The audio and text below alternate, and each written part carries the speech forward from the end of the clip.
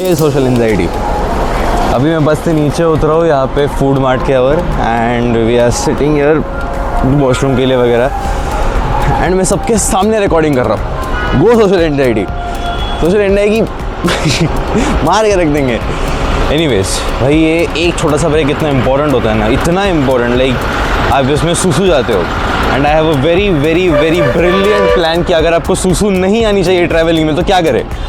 The only plan is कि सुबह से, जिस दिन तुम ट्रैवल कर रहे हो, सुबह से पानी मत पियो बिल्कुल। Do not consume any liquid, no coffee, no water anything. और जब तुम्हारा पहला ब्रेक हो जाए और तुम पहुंचने वाले हो अपनी डेस्टिनेशन की तरफ, उससे 10-20 मिनट पहले अच्छे से पानी पी लो, ताकि जब तुम डेस्टिनेशन पे पहुंचो, ब्रेक लो, फिर से तुम्हें फिर से सुसु लग जाए, तुम सुसु करो और फिर से you are ready to go for 4 to 5 hours। या बचपन में थोड़ा प्रॉब्लम होता था बहुत ज़्यादा मेरे को, लाइक सुसु का and all, but later on it all just fixed up and oh shit 10 minute का ही ब्रेक टाइम होता है यार। बट या later on it all just fixed up. बड़े होते ही जैसे तुम्हारा कंट्रोल बढ़ जाता है चीज़ों की ओर। So let's go travelling ahead to Mumbai.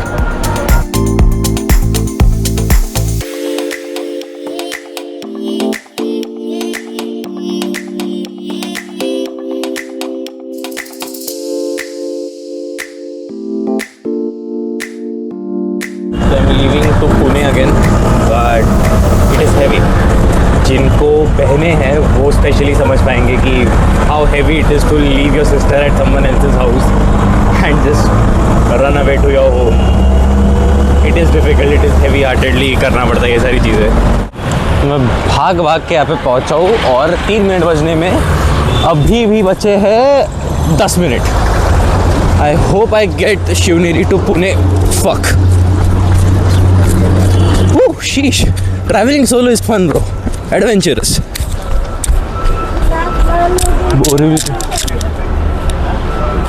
काका जागा आहे?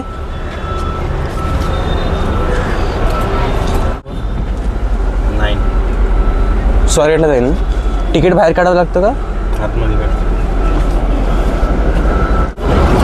Found bus. I guess this is the better seat for us. इस बार के 2 decisions of mine were the best decisions. सबसे पहली चीज़ तो ये टी शर्ट पहनना, the best and most comfortable T shirt, और उसके बाद ये मेरे घर के चप्पल पहन के आना, because bro 2-3 bar last time मैंने जो शूज़ के साथ तंगी करी है, I can not fold my legs, I can not do anything in shoes. इस बार मैं चप्पल पहन के आया, जो उखाड़ना है उखाड़ लो। अभी मैं चप्पल निकाल के मस्त आराम से बैठता हूँ। अभी मेरे टिकट लेने का टाइम आया नहीं, कोई आया नहीं टिकट मांगने के लिए, but as soon as they come I will buy ticket and we are going fine. तो अभी मैं पहुँचने वाला हूँ पुणे में, ठीक है, लिटरली 5 मिनट्स में मैं उतर जाऊँगा। बट मैंने बुलाया था गोट्या को मेरे को पिकअप करने के लिए। आधे घंटे पहले मैंने गोट्या को कॉल करके कहा था कि बाबा मैं आधे घंटे बाद पहुँचूँगा, so come and pick me up, let's bet on it. मैं कहता हूँ गोट्या नहीं पहुँचेगा, क्योंकि यूजुअली वो लेट होता है, 99% of the time he is always late.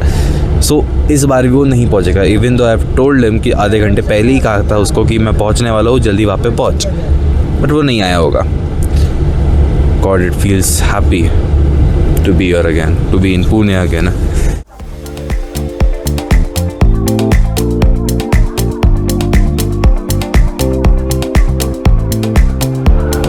Finally, home sweet home.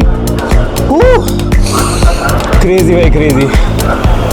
So गोट्या मेरे को फ़िलहाल के लिए कहीं नहीं दिख रहा, but I will go and check outside एक बार, क्योंकि अगर वो आया होगा लेने तो वो बाहर खड़ा होगा, वरना उसको कॉल करके बुलाना पड़ेगा। That is a plan. अरे यार पुणे की हवा ही अलग है भाई। I love this vibe of Pune.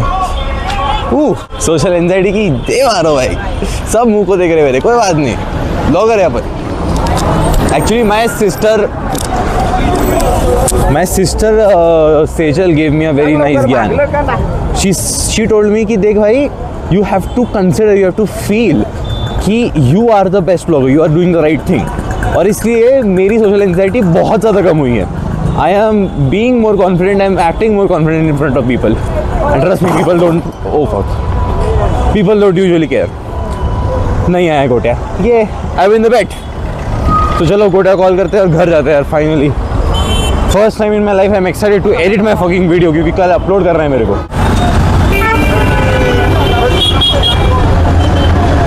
How can a person be so wrong, Gautam? Exact time सांगितला होता मी तुला. So Gautam is this my बचपन का दोस्त who is this some serious kind of asshole who doesn't like sharing his life at all. किसी के साथ शेयर नहीं करता है, not even real humans. Human connection भी पसंद नहीं है, वर्चुअल कनेक्शन तो घंटा पसंद नहीं है. आज तक इसके इंस्टाग्राम प्रोफाईल फोटो भी नहीं है. कोई गंदा सा काय लावलंस तू इंस्टाग्रामवर? तुझं काय लावलंय म्हणजे इंस्टाग्राम प्रोफाईल पे काय तुझं? ओ ओके ओके ओके हां हां हां. तो एक लेट्स से रिंग, त्याला रेत म्हणतात actually. Wraith are this kind of ghost like knights let's say. But what does that mean to you? Why the fuck that red thingy? Because it stays, maybe. Because it's Stays. you. It hunts for what it wants.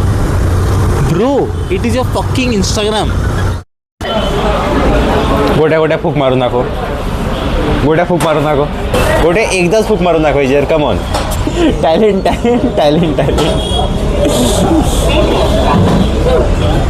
So basically ये फूक मारते वक्त ये ऐसे फूक दाखव दाखव दाखव दाखव दाखव दाखव.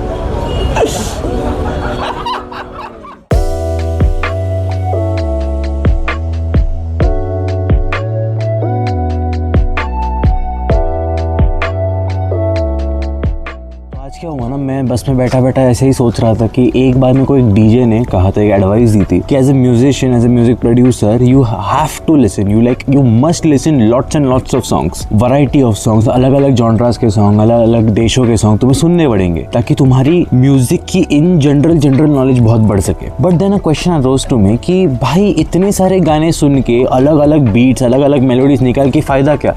क्योंकि लोगों को at the end of the day jam तो उन्हीं गानों पे करना है जो ऑलरेडी फेमस है, जो एक बार फेमस हो गए.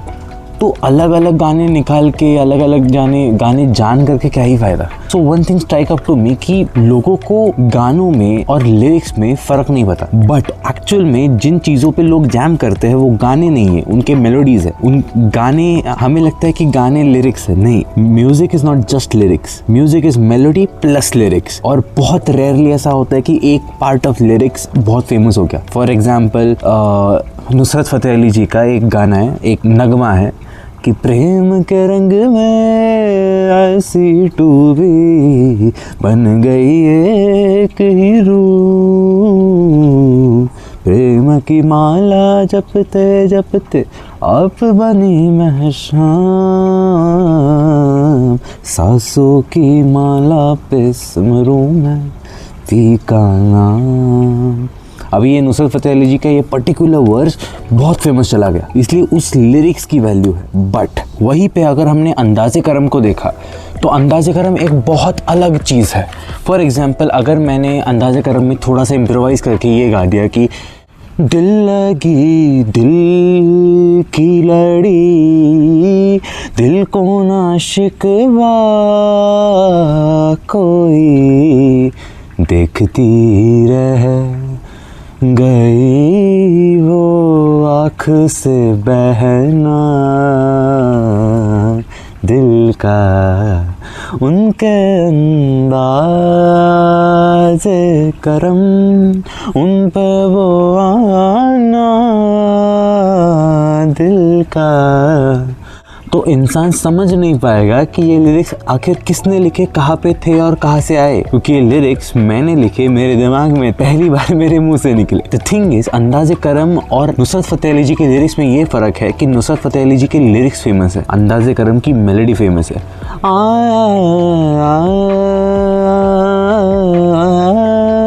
ये मेलोडी फेमस है. और रही बात सांसों की माला की, सांसों की माला इसलिए फेमस है क्योंकि नुसरत फ़तेह अली जी जो कि एक खान थे, जो कि एक मुस्लिम थे, उसके बावजूद उन्होंने गाना लिखा राम और सीता पे, कृष्ण और राधा पे, इसलिए उस लिरिक्स की इतनी ज़्यादा वैल्यू करी जाती है म्यूज़िक इंडस्ट्री में. But at the end of the day अगर तुम क्लियरली सोचो तो कंटेंट क्या है, संगीत क्या है, म्यूज़िक क्या है, एक परफॉर्मेंस क्या है, वो चीज़ जो तुम्हारे दिल से निकली, वो सत्य तुम्हारे दिल का जो किसी और के दिल तक पहुँचे और उसको भी, उस दिल को भी वो सत्य लगे, तो वो एक अच्छा परफॉर्मेंस है, तो वो एक अच्छा संगीत है.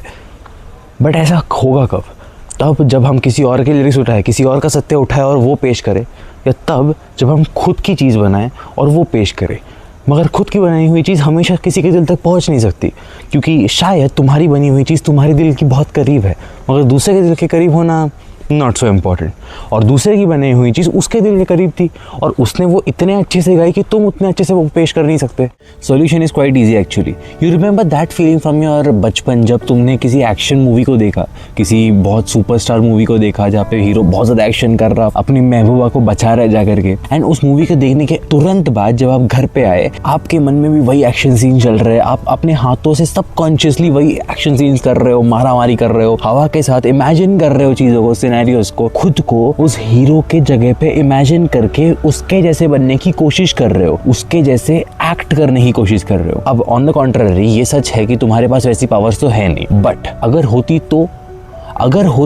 तो तुम उन पावर्स को बहुत ज़्यादा इजीली अचीव कर लेते, बहुत प्रोफेशनली उन पावर्स का यूज़ कर पाते उस मूवी को देखने के बाद। क्यों? क्योंकि तुम्हें उस मूवी को देख करके क्लियर डेमोन्स्ट्रेशन मिल गया कि एक एक्शन सीन्स मूवी, एक एक्शन मूवी कैसे होगी, एक हीरो कैसे बर्ताव करेगा। And since you already have all the powers the hero has, you can also act exactly like him and look professional. Think of music as that one super power which you consist. Like तुम गा सकते हो, तुम गाना गा सकते हो, अब तुम्हें बस करना ये है कि तुम्हें अपने आप को उस कवित के या फिर उस परफॉर्मर के जगह पे रख के इमेजिन करना है कि अगर ये इंसान मेरी जगह पे है या मैं इसकी जगह पे हूँ तो क्या करूँगा, उस चीज को, उस इमोशन को, उस कहानी को किस नजरिए से देखूंगा, किस फीलिंग से उसके इमोशंस को फील करूंगा। And that my friend will be your answer. Because जब तुम अपने आप को उस जगह पे इमेजिन करोगे, अपने आप को उस सिचुएशन में इमेजिन करोगे, तो तुम्हें वो चीजें फील होना शुरू हो जाएंगी जो एक्चुअल में उस इंसान को तब फील हुई थी। एंड देन अगर तुमने दिल की बात दिल से सुनी और दिल से वो चीज बनाने की या रिक्रिएट करने की कोशिश करी, तो मेरे भाई भगवान ही बचा ले तुम्हें सुनने वालों को, क्योंकि तुम एक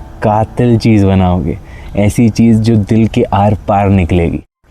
इसीलिए तो किसी ने बड़ा खूब कहा है कि सांसों की माला गाई नहीं जाती, सांसों की माला पढ़ी जाती है। मतलब उसको फील किया जाता है, उसको गा नहीं सकता कोई। सांसों की माला गाने वाले 1000 लोग हैं, अंदाज़े करम गाने वाले 1000 लोग हैं, मगर हर किसी का अंदाज़े करम हावी जैसा नहीं लगता, हर किसी का अंदाज़े करम नुसरत फ़तेह अली जैसा नहीं लगता, हर किसी का अंदाज़े करम दिल से निकला हुआ अंदाज नहीं लगता। इसीलिए एक गाने को कितने अंदर तक तुम फील कर सकते हो, उतना उस गाने की ऑथेंटिसिटी तुम बढ़ा सकते हो, उतना उस गाने को तुम अपना बना सकते हो। और जब कोई इंसान तुम्हें वो गाना गाते हुए सुनेगा, तब उसे ये याद ही नहीं होगा कि ये गाना किसका लिखा हुआ था, क्योंकि उसको उसकी ज़िंदगी का वो सच तुम्हारे आवाज़ में दिखेगा जो तुमने कभी किसी से कहा ही नहीं। तुमने बस उस सच को किसी और के सच के साथ कनेक्ट करके उस सच को जिया। सो या that's it from my side for today at least, क्योंकि अभी मैं थक चुका हूँ और घर जाके पूरा वीडियो एडिट करके स्केड्यूल करना है। सो आज भी मेरा जागरण होगा ही होगा, दैट इज़ 100% फॉर श्योर। और कल सुबह बैंड की प्रैक्टिस है। But for what you can do for me right now is कि ये समझो कि कंटेंट बनाना, लॉन्ग फॉर्म कंटेंट बनाना भी कोई आसान चीज़ नहीं है। मेरे को रिलेटेबल और ऐसा कंटेंट बनाना पड़ेगा जो ऑडियंस को हुक करके रख सके। तो अगर कोई ऐसी चीज़ है मेरी ज़िंदगी की जो तुम देखना चाहते हो, जो तुम जानना चाहते हो मेरे से, तो प्लीज़ कमेंट सेक्शन में एक बहुत लंबा सा कमेंट छोड़ के चले जाओ। अगर वो कमेंट मीन हुआ, रूड हुआ, चल जाएगा, मेरे को कोई प्रॉब्लम नहीं है। तुम अपना सजेशन छोड़ के चले जाओ कि मैं अपने वीडियोस को, अपने व्लॉग्स को कैसे और इंटरेस्टिंग बना सकता हूँ, उसमें क्या ऐसा वैल्यू ऐड कर सकता हूँ जो तुम देखना चाहते हो। और अगर तुमने जेन्युइनली यहाँ तक मेरा व्लॉग देखा है, तो तुम्हें ये तो बताना ही पड़ेगा कि किस point of time of my vlog was really boring for you. और अगर वो पॉइंट ऑफ टाइम तुम्हें मिल गया, तो प्लीज़ एक बहुत बड़ा सा कमेंट लिख दो विद अ वेरी नाइस गाली फॉर मी कि ये बहुत बर्बाद चीज़ डाली तूने। Thank you so much for watching. Good bye.